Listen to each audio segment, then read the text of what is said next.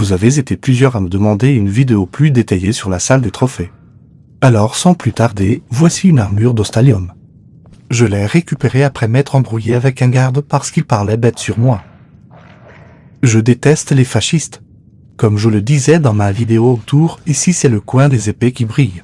Et au-dessus j'ai mis le bouclier qui ressemble à une antenne parabolique.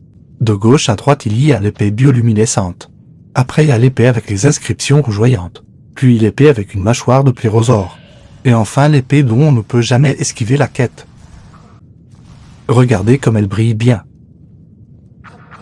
Ici c'est le rack des bâtons que je trouve moche. Ils sont vraiment très vilains, non? Surtout celui avec l'œil, il me met un peu mal à l'aise. Pour rester feng shui et contrebalancer les mauvaises énergies, j'ai décidé d'installer les bâtons qui brillent juste à côté. Ils sont si beaux, j'aime bien les admirer. On croirait voir une planète. Et là on dirait l'œil de Sauron, c'est le méchant dans le Seigneur des Anneaux. Je ne suis pas complètement satisfaite de la disposition des bâtons sur ce rack. Au début je n'avais mis que les artefacts d'Aedric, mais j'ai changé d'avis entre-temps. Du coup je ne suis plus sûr. Alors je pense que je vais réagencer cette partie dans les prochains jours.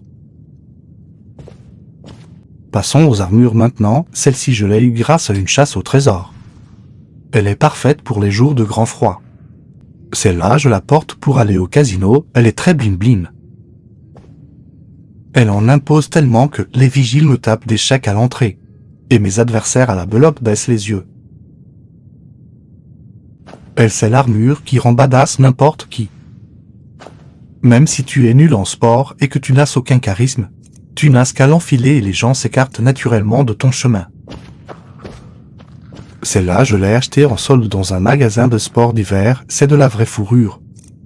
Pas très animal friendly je sais, mais j'en avais vraiment besoin alors j'ai craqué.